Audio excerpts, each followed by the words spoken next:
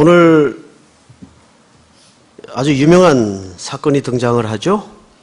베드로의 신앙 고백 겸 주님이 너희는 나를 누구라 하느냐 질문으로 본문이 시작이 됩니다. 자, 오늘 본문은 사실 지난주 저녁에 나누었던 벳세다에서 맹인을 고쳐주신 사건과 별개의 사건이 아니고 이어지는 사건이라고 보면 정확합니다. 그런 의미에서 우리 지난주 주일 저녁에 다루었던 내용을 잠깐 다시 한번 보도록 하죠. 우리 23절을 보십시다. 예수께서 맹인의 손을 붙잡으시고 마을 밖으로 데리고 나가사. 마을 안에서 하면 안 되나요? 그런데 마을 밖으로 데리고 나갔다는 말은 마을이라는 것은 항상 그 사람이 살아오던 모든 삶의 바운다리를 얘기합니다. 더 이상 너는 눈 감은 채로 보지 못한 채로 이 공동체에 있어서는 안 된다는 의미로서 마을 밖으로 데리고 나가죠. 그리고 눈을 뜨게 하시고 난 다음에 명령하셨던 것이 마을로 들어가지 마라 명령을 한 겁니다. 그러니까 여기서 하는 마을이라는 의미는 그 사람이 살았던 삶의 습관들, 삶의 지난 시간들을 은유적으로 묘사한 그림이라고 보면 정확합니다. 자, 그런데 주님이 이 맹인을 마을 밖으로 데리고 나가서 고치시는 방법이 이렇게 되어 있습니다. 눈에 침을 뱉으시며, 여러분, 침을 뱉는다는 말은 그 상태를 주님께서 꾸짖는다라는 뜻이었어요. 맞죠? 자, 꾸짖었어요. 왜 지금까지 눈 감은 채로 살았느냐? 왜 보지 못하고 살았느냐? 왜 말하지 못하고 살았느냐? 왜 듣지 못하고 살았느냐? 그 상태를, 인격을 저주한 것이 아니라, 꾸짖은 것이 아니라 그 삶의 상태를 꾸짖는 차원에서 침을 뱉으시며, 그래서 주님은 마지막에 십자가에 달려 죽기 직전에 로마의 군병들과 주변 사람들에게 이 모든 저주를 대신 다 뒤집어 쓰시고 침뱉음을 당하고 조롱 속에 십자가에 달리십니다. 자, 그런데 우리는 지난주 조심스럽게 다시 한번 오늘 사건을 연결시키기 위해서 확인해야 될 대목이 뭐냐면, 이 사람이 눈이 확 떠져가지고 한꺼번에 다 본 게 아니에요. 점진적으로 보게 됩니다. 그 내용을 공부했죠. 자, 볼까요? 24절. 쳐다보며 이르되 사람들이 보이나이다. 맹인이 처음에는 어떻게 봤어요? 쳐다봤어요. 쳐다봤어요. 이건 말 그대로 그냥 본 겁니다. 이렇게 쳐다본 겁니다. 근데 이 단어가, 본다는 단어가 세 가지가 다 달라요. 이 단어는 어떤 단어를 썼는가 하면, 본다라는 말을 할 때는 볼레포라는 단어를 쓰는데, 이 볼레포라는 단어 앞에 아나 볼레포, 그냥 말 그대로 보는 거예요. 저기 사람이 지나가네, 나무가 서 있네, 그냥 보는 거예요. 자, 그런데 대화를 조금 더 이어가 보십시다. 사람들이 보이나이다, 나무 같은 것들이 걸어가는 것을 보나이다 하거늘, 이에 그 눈에 다시 안수함에 그가 주목하여 보더니, 그 다음에 어떻게 봤어요? 주목하여 봤어요. 두 번째는 주목하다. 이 단어는 어떤 단어를 썼는가 하면 디아볼레포라는 단어를 써요. 이 말은 이런 뜻입니다. 처음에는 저기 뭐 지나가네, 어디 한번 자세히 보자. 장로님이 지나가시는구나.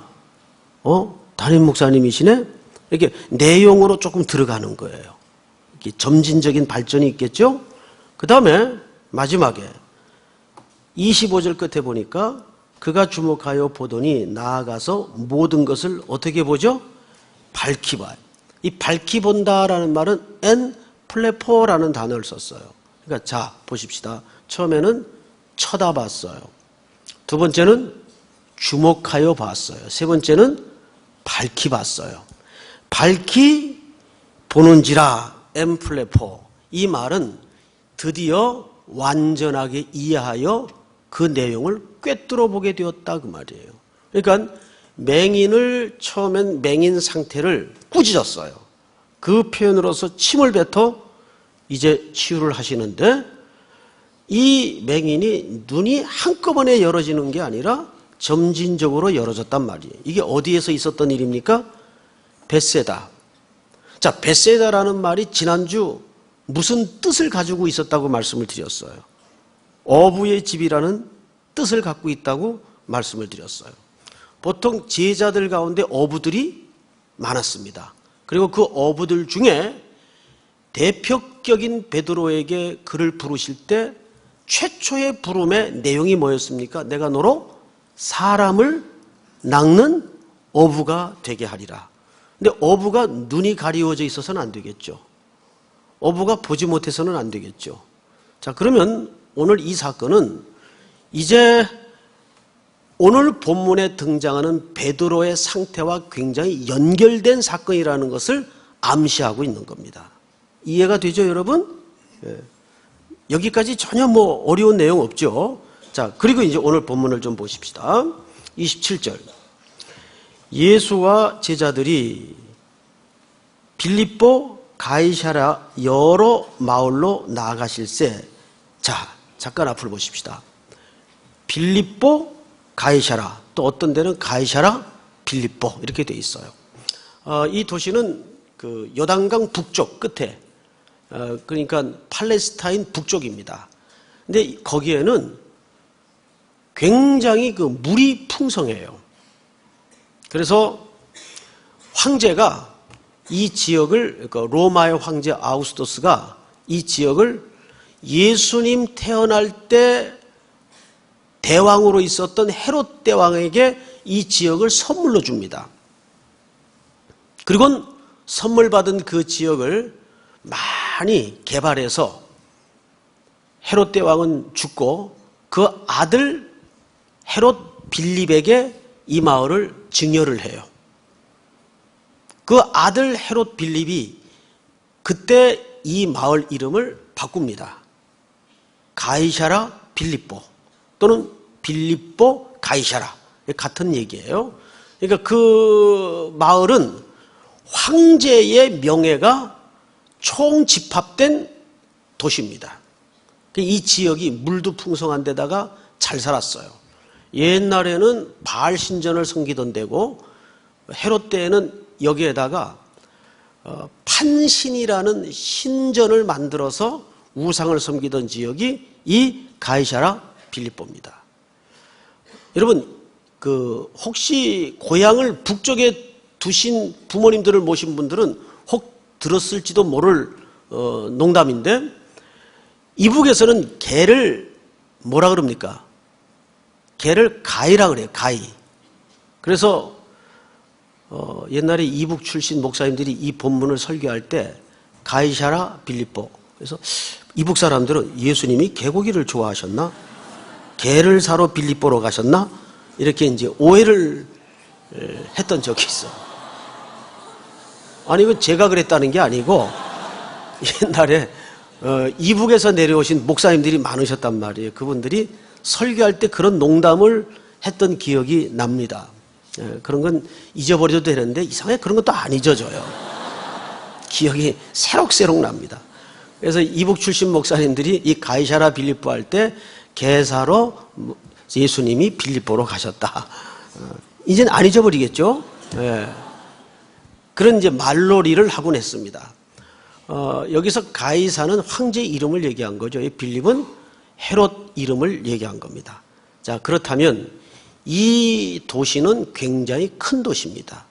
그리고 무엇보다도 로마의 황제의 정신이 가장 잘 녹아진 도시예요. 그리고 그 도시로 들어가시면서 주님이 길 위에서 묻습니다. 성경을 잘 보세요. 빌립보 가이사랴 여러 마을로 나가실새 길에서 제자들에게 묻습니다. 여러분, 잠깐 앞을 보십시오. 길이라는 것은 무슨 뜻입니까? 너는 나와 한 길을 가야 돼. 이 말은 무슨 뜻이에요? 같은 인생의 목적을 가지고 같은 인생의 수단으로 같이 운명을 하자, 그 얘기 아니에요?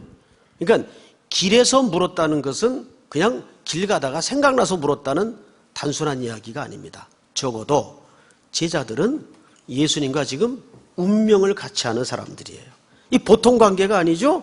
예수님이 걸어가셔야 될 목적지로 예수님이 걸어가시는 인생의 방법으로 한 길을 가는 순례자들입니다. 그러니까 예수님과 이 제자들은 보통 연대감을 가지고 있는 관계가 아니겠죠. 그런 인생의 길에서, 노상에서 주님이 묻습니다. 첫 번째 질문이 뭐냐 하면 이렇게 묻습니다. 제자들에게 물어 이르시되 사람들이 나를 누구라고 하느냐. 자, 처음에는 제자들에게 이렇게 물은 거죠.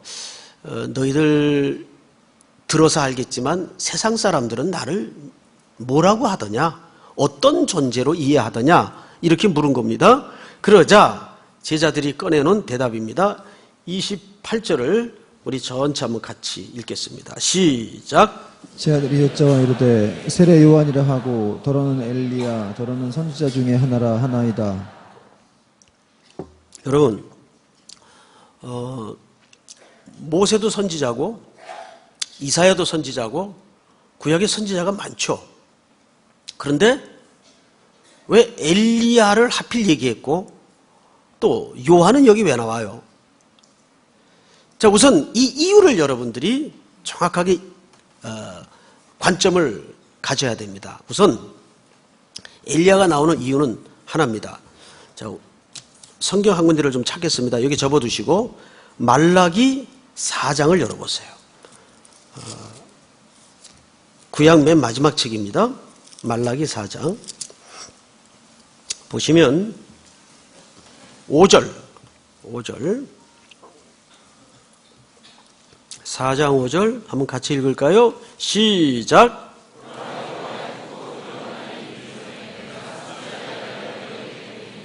자, 보세요. 보라, 여호와의 크고 두려운 날이 이르기 전에, 여호와의 크고 두려운 날은 무슨 날일까요? 심판날을 얘기합니다. 내가 선지자 엘리야를 너희에게 보내리니 그가 아버지의 마음을 자녀에게로 돌이키게 하고 자녀들의 마음을 그들의 아버지에게로 돌이키게 하리라. 돌이키지 아니하면 두렵건대 내가 와서 저주로 그 땅을 칠까 하노라 하시니라. 자, 크고 두려운 날이 임하기 전에, 그러니까 메시아가 오기 전에 그 말이에요. 메시아가 이 땅에 오기 전에 엘리야를 보내겠대요. 엘리야는 먼 옛날 벌써 승천하신 분인데 말라기 선지자가 뜬금없이 그럼 엘리야가 또 온다는 얘기일까? 도대체 여기서 말하는 엘리야는 누구를 가르치는 걸까? 자, 성경은 이렇게 해석을 합니다. 마태복음 11장을 열어보세요. 말라기 다음 책입니다. 오늘은 참고 구절이 아주 멀리 건너뛰지 않아서 찾기가 쉽습니다. 11장 12절부터 제가 좀 읽겠습니다. 12절부터 세례 요한의 때부터 지금까지 천국은 침노를 당하나니 침노하는 자는 빼앗느니라. 모든 선지자와 율법이 예언한 것은 요한까지니. 14절 시작. 만일 너희가 즐겨 받을진대 오리라 한 엘리야가 곧 이 사람이니라. 오리라 한 엘리야가 곧 이 사람이니라. 이거는 누구를 가리켜 한 말이에요? 세례 요한을 가리켜 한 말이에요. 자, 이제 앞을 보세요. 그러니까 구약 말라기에서 크고 두려운 날이 임하기 전에 누구를 보내겠다고요? 엘리야를 보내겠다고요.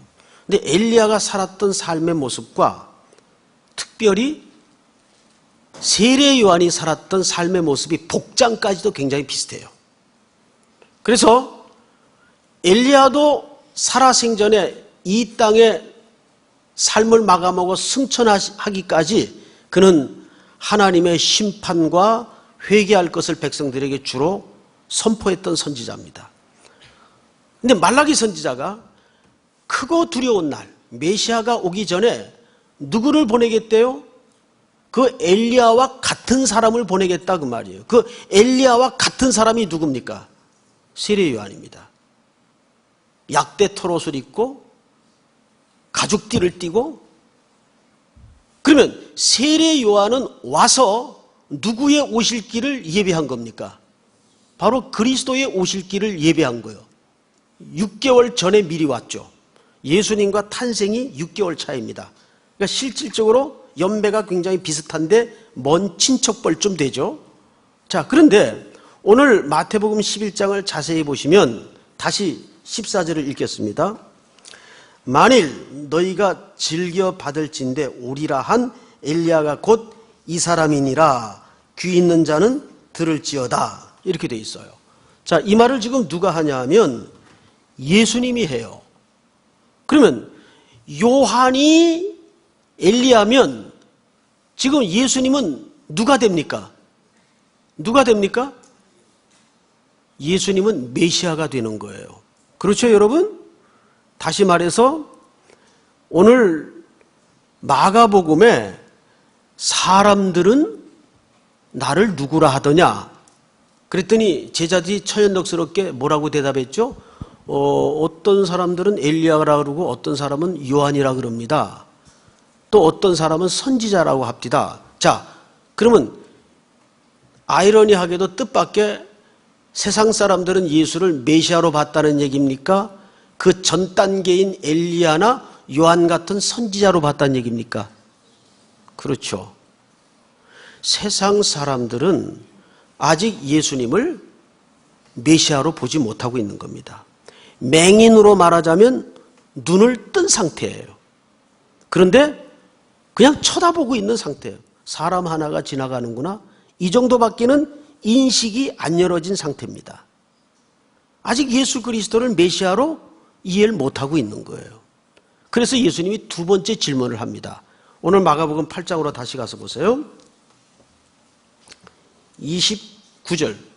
또 물으시되 너희는 나를 누구라 하느냐? 베드로가 대답하여 이르되 주는 그리스도 신이다 하매. 자, 앞을 보실까요? 원래 원문에는 주는이라는 단어는 없습니다. 당신은 이렇게 돼 있어요. 근데 그걸 번역에 그냥 주는 이렇게 표현을 해놨네요. 뭐 아주 오역은 아닌데 정확한 번역은 아닙니다. 원문에는 주라는 표현이나 단어가 일절 없습니다. 그냥 베드로는 당신은 뭐라 그랬어요?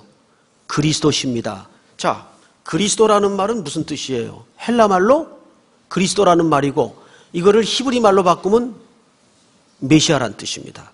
자, 세상 사람들은 그냥 보는 것처럼 뭐 선지자 중에 한 사람이겠지요 이렇게 얘기를 했대요. 그런데 조금 접근을 해서 오늘 베드로는 지금 앞에 있는 이 선생님을 누구로 고백을 해요? 메시아로 고백을 해요. 메시아. 자, 그런데 과연 그러면 이 메시아로 고백한 베드로의 고백이 100점 만점에 100점짜리 대답일까? 아니라는 것이 금방 들통이 나요. 자, 몇 절을 보시냐 하면 33절. 예수께서 돌이키사 제자들을 보시며 베드로를 꾸짖어 이르시되 사탄아 내 뒤로 물러가라. 자, 앞을 보실까요? 이 꾸지람으로 봐서 베드로의 예수님을 향한 이 메시아라는 고백은 뭔가 결함이 있는 고백이었어요. 100점 만점에 100점짜리는 적어도 아니었어요. 주목하여 본 정도의 수준의 인식이 열렸을 뿐입니다. 자, 여러분 왜 그런가 이제 보십시다. 30절. 이에 자기의 일을 아무에게도 말하지 말라 뭐 하시고? 사실 여긴 경고하시고라고 되어 있는데 이 원래 말이 꾸짖으시고, 그러니까 이 말은 무슨 뜻입니까? 아까 맹인의 눈에 침을 뱉어 뜨게 하실 때 그 침을 뱉는다는 말은 그 상태를 뭐 한다는 얘기라고요? 꾸짖는다는 얘기라고요. 그러면 여기 경고하사, 이게 원래 번역대로 하자면 꾸짖으시사 그 뜻입니다. 그렇다면 아직도 베드로의 영적인 시각에는 꾸짖어야 될 영역이 있다는 말입니까? 없다는 얘기입니까? 있다는 얘기예요. 눈이 떠지긴 떠졌는데 아직 정확히 보지 못하고 있는 상태다 그 말이에요. 아주 못 보는 건 아닌데, 그래서 꾸짖으시며 경고를 하십니다. 그리고 이제 31절 우리 한번 같이 읽어볼까요? 시작. 인자가 많은 고난을 받고 장로들과 대제장들과 서기관들에게 버림받아 죽임을 당하고 사흘 만에 살아나야 할 것을 비로소 그들에게 가르치시되 드러내놓고 이 말씀을 하셨다라고 돼 있어요. 이제 앞을 보십시오. 드디어 베드로의 그 반쪽짜리, 완전히 틀린 대답은 아니지만은 눈이 반쯤 열어진 온전하지 못한 메시아라는 고백을 듣고 나서 예수님이 이 베드로의 눈을 온전하게 띄워줄 필요가 있다는 생각하에 드러내놓고 과연 메시아가 어떤 존재인가에 대해서, 그분이 이 땅에 내가 왜 왔는가에 대한 문제에 대해서 자세하게 설명을 하는데, 그 설명의 주제가 내가 체포를 당할 것이고 고난을 받을 것이며 그렇게 죽을 것이다. 그리고 죽은 후에 다시 살아날 것이다. 메시아의 사역에 대해서 정확한 정의를 내려줍니다. 그러니까 베드로가 난리를 치고 달려듭니다. 선생님, 그건 우리가 기대하는 메시아가 아닙니다. 자, 성경을 잘 보세요. 32절. 드러내놓고 말씀하시니 베드로가 예수를 붙들고 뭐하매? 항변하매라는 말은 이렇게 되어 있습니다. 예수님을, 자, 절 보세요. 예수님을 붙잡아가지고 옆으로 끌어낸 거예요. 선생님, 지금 정신 차리세요. 뭔 말도 안 되는 소리를 지금 하십니까? 거의 지금 D-Day가 다 왔는데 왜 도대체 죽는다는 겁니까? 무슨 고난을 받는다는 겁니까? 우리가 회복하고자 하는 이스라엘의 회복은 다윗의 그 12지파의 통일 국가를 이루던 그 번영, 그 부강한 조국 이스라엘을 회복하는 건데 이제 다 됐는데 왜 죽습니까? 안 됩니다. 그리고 예수님을 옆으로 잡아서 제쳤다 그 말이에요. 무슨 소리입니까 지금? 자, 베드로는 메시아라고 고백은 정확히 했는데 내용을 잘못 이해하고 있었어요. 이것은 오늘 우리 한국교회가 기독교에 대해서 잘못 이해하고 있는 가장 핵심적인 가치입니다. 번영의 신학, 희망의 신학, 긍정의 힘, 이런 거죠. 그러니까 거기 기준과 잣대에 어긋나는 기독교는 참된 기독교가 아니에요. 그래서 어떤 사람은 기도할 때 베드로처럼 막 하나님을 야단쳐. 막 하나님을. 이게 말이 됩니까? 막 그러고. 막 자기 의분에 막 열받아가지고 기도하다가 저게 기도를 하는 건지 하나님한테 대드는 건지 하나님 야단을 치는 건지. 어떤 사람도 하나님한테 막 따져. 예? 이래서야 이게 되겠습니까? 참 재밌는 사람들이 많아요. 그런데 오늘 이 베드로가 사람 낚는 어부가 제대로 되기 위해서는 고백만 겉으로 정확하다고 속이 바른 게 아니에요.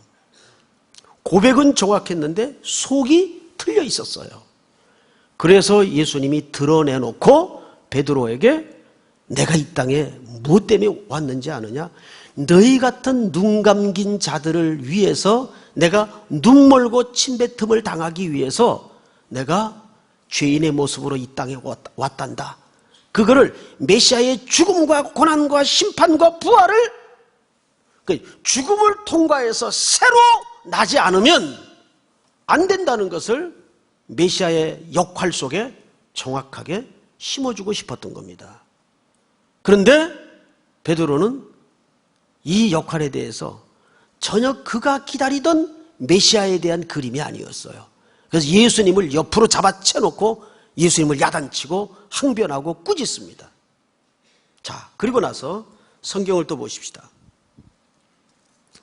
33절, 예수께서 돌이키사 제자들을 보시며 베드로를 꾸짖어 이르시되 사탄아 내 뒤로 물러가라.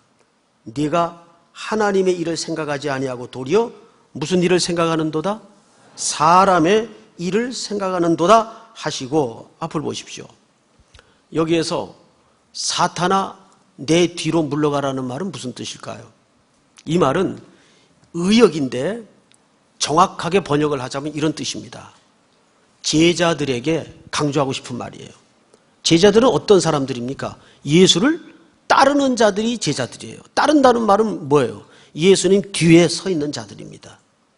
아멘? 여러분, 제자는 말 그대로 예수님이 걷는 길에 같은 길에 서서 예수님보다 앞서가서는 안 되고 예수님 뒤에 서서 그분이 걸었던 고난의 길, 그분이 걸었던 어려운 길, 그분이 걸었던 좁은 길, 그분이 걸었던 삶의 방식을 쫓아서 살아가기로 고백하고 작정하고 그 뒤를 따르는 자들이 제자들이라는 뜻입니다. 제자란 어느 교회에서 특정 교회에서 하는 무슨 프로그램 이름이 아니에요. 성경에 그런 제자를 말한 적은 없어요. 교회 제자가 되어서도 안 되고 특별히 목회자들의 제자가 되라는 말도 아닙니다.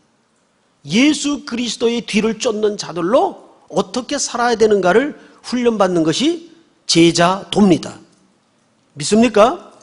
자, 그렇다면 이제 예수님께서 이 제자들을 향해서 어떻게 이 말씀을 결론 맺는가를 한번 성경을 쫓아보십시다. 자, 몇 절을 보시냐면 34절 다 같이 시작. 무리와 제자들을 불러 이르시되 누구든지 나를 따라오려거든 자기를 부인하고 자기 십자가를 지고 나를 따를 것이니라. 누구든지 자기 목숨을 구원하고자 하면 잃을 것이요 누구든지 나와 복음을 위하여 자기 목숨을 잃으면 구원하리라. 다 같이 시작. 사람이 만일 온 천하를 얻고도 자기 목숨을 잃으면 무엇이 유익하리요? 사람이 무엇을 주고 자기 목숨과 바꾸겠느냐. 다 같이 시작. 누구든지 이 음란하고 죄 많은 세대에서 나와 내 말을 부끄러워하면 인자도 아버지의 영광으로 거룩한 천사들과 함께 올 때에 그 사람을 부끄러워하리라. 여러분, 여기에 보면 34절에 중요한 단어 하나가 결론처럼 담아져 있습니다. 여기 보면 무리와 제자들을 불러 이렇게 돼 있어요. 무리와 제자들을 불러. 마가가 사용한 무리와 일반 복음 기자가 사용한 무리는 단어 사용 자체가 틀립니다. 여기서 말하는 무리는 바로 이방 사람들에게 복음을 증거해야 될 가난한, 즉 가난하다는 것은 복음을 듣지 못한 계층을 얘기하는 겁니다. 그 계층과 누구를 동일 선상에 놓고 있습니까? 제자들과 동일 선상에 놓고 있습니다. 그렇다면 지금 주님이 제자들에게 요구했던 이 길은, 이 걷는 삶의 방식과 원리는 제자들에게만 국한된 얘기여야 할까요? 아니면 전 하나님의 백성들의 모든 영역에서 포함되는 얘기일까요? 전 하나님의 백성들의 삶의 방식에서 포함되는 이야기를 이렇게 하는 겁니다. 그래서 무리와 제자들이라는 말을 동시에 씁니다. 그러면 이 부탁이 제자들에게만 던져지는 부탁이 아니고 무리들에게 지금 복음을 받아야 될, 그러나 아직 복음을 받지 못하고 있는 그 무리들에게 동시에 던져지고 있는 중요한 삶의 숙제요, 과제입니다. 이제 우리가 지금까지 이제 주석을 따라서 쭉 설명한 내용을 한번 정리해 보십시다. 오늘 이 베드로의 고백 사건은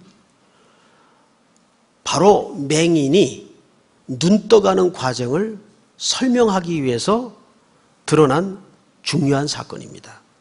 우리는 단순히 여기서 베드로가 100점짜리 고백을 했느냐 안 했느냐 여기에 관심을 맞춰서는 안 됩니다. 그는 처음에 그냥 쳐다보는 정도의 제자였어요. 그러다가 그 고백을 통해서 그분이 어떤 분인지 정도는 알게 되었어요. 디아볼레포. 그런데 나중에는 그가 어떤 자가 됩니까? 깨어지고 여지없이 부서지는 가운데 그는 모든 주님의 걸으셨던 목적지와 그 길을 정확히 아는 제자가 되어서 전설에 의하면 그는 주님 같은 방향으로 머리를 하늘에 두고 순교할 수 없어서 십자가에 거꾸로 매달려 순교했다는 전설이 기독교 역사에 내려오고 있습니다. 즉 오늘 주님께서 메시아가 걷는 길이 어떤 길인지 아느냐? 고난을 각오하고 죽음을 각오하고 가난을 무릅쓰고 연약함을 무릅쓰고 걸어가야 되는 길이다. 너희가 지금 나와 한 길에 서 있다. 그것을 제자들에게 지금 길 가다가 질문함으로써 선포하고 싶었던 겁니다. 자, 그렇다면 결론입니다. 이 질문을 어디에서 하고 있어요? 가이사랴 빌립보, 황제의 도시에서 모든 문명이 녹아진 휘황찬란한 도시 한복판에 그 도시 사람들뿐만 아니라 그 당시 살아가던, 지금도 마찬가지지만 모든 사람들이 황금 만능주의와 큰 것의 숭상에 빠져서, 능력의 숭상에 빠져서 골리앗 앞에 매력을 느끼고 전부 그 가치를 쫓고 있던 가이사랴 빌립보 한복판에서 길노중에 너희는 나를 누구라 하느냐, 이렇게 묻고 있는 겁니다. 사랑하는 성도 여러분, 또 한 주간 우리는 가이사랴 빌립보로 들어갈 것입니다. 그리고 그 길 가는 도중에 주님은 우리 자신을 향해서 끊임없이 질문을 할 거예요. 순간순간 부딪히는 일 가운데, 인생 가운데 어떤 순간에 결정의 기로에 서 있을 때 너는 나를 누구라 하느냐, 너는 나를 누구라 하느냐, 이 쟁쟁한 울림이 순간순간 여러분들의 심장을 움켜쥐고 주님의 음성으로 들려서 하나님 앞에 승리할 수 있는, 주님이 걸으신 이 길을 기꺼이 따라 일어서는 그리스도의 신실한 제자가 되기를 주님의 이름으로 축복합니다. 우리 다 일어나십시다. 주가 보이신 생명의 길, 나 주님과 함께 찬양합시다.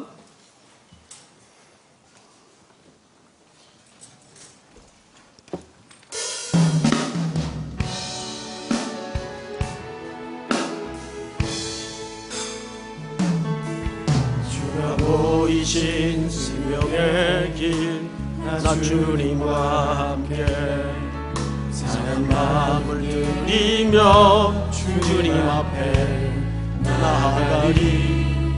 나의 의로움이 되신 주 그 이름 예수, 나의 길이 되신 이름 예수.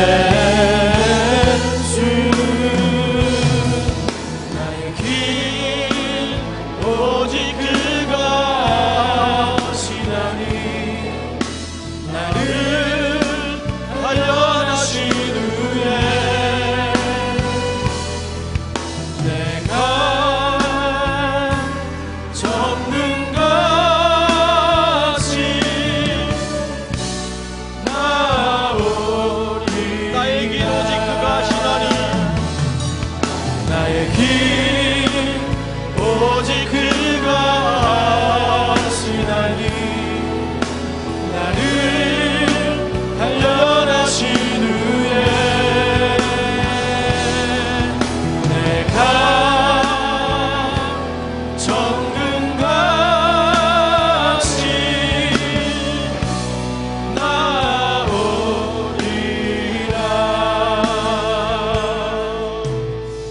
서신처럼 한번 기도합시다. 통성으로 기도합시다.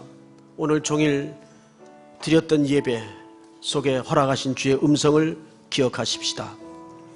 하나님께서 오늘 빈 내 마음 속에 무슨 말씀을 주셨습니까? 특별히 오늘 이 저녁에 너희는 나를 누구라 하느냐, 주님이 걸으시던 그 길로 중에 물으셨던 매우 엄숙한 질문이었습니다. 우리는 고백만으로 온전한 신앙이 될 수 없습니다. 100점짜리 고백을 했지만 알고 있는 내용은 엉터리였습니다. 그것이 베드로의 문제였죠. 그래서 주님은 그 베드로에게 드러내놓고 메시아가 이 땅에 왜 오셔야 했는가에 대해서 정확하게 풀어 설명을 나누고 있습니다. 오늘 그 음성이, 그 질문이 우리 각자의 심령 속에 던져지고 있습니다.